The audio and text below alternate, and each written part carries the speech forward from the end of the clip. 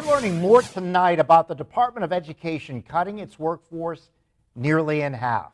Our Philip Ward joins us now. So Philip, what are some of the exact amount reductions and how will it affect us?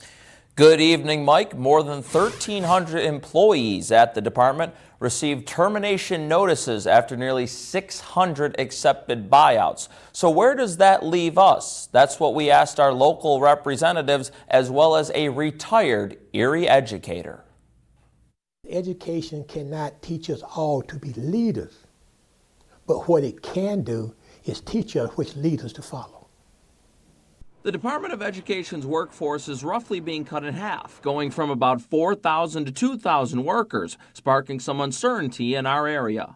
Layoffs of that magnitude obviously will trickle down to the local level. The education system really does need a reboot. America, democracy is built on education. While State Representatives Jake Banta and Bob Mursky are on different sides of the political aisle, both said the State House is obligated to help provide a quality education for all students. It's going to be very hard to meet those obligations without federal funds. It's going to be problematic for local property owners because school districts are going to have to raise property taxes.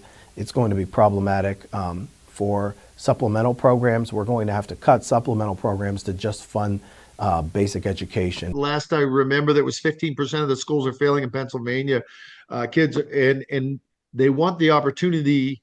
We want the opportunity for parents to be able to get their kids, opt their kids out, whether it's a voucher or another, private schools or whatever. We want to be able to use that money so they can get the best education they can for their kids. Retired Erie school teacher Johnny Johnson said this move will have a trickle-down effect on Erie.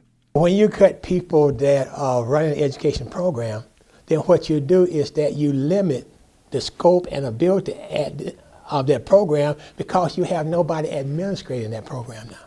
And Johnson also believes that for an area already underperforming when it comes to having teachers of color, this move is only going to make matters worse. You had money to hire teachers if you had wanted to.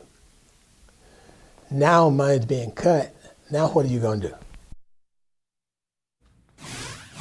And Mike, in a statement, the Department of Education said it will continue to deliver on all statutory programs that fall under the agency's purview, including formula funding, student loans, Pell Grants, funding for special needs students, and competitive grant making.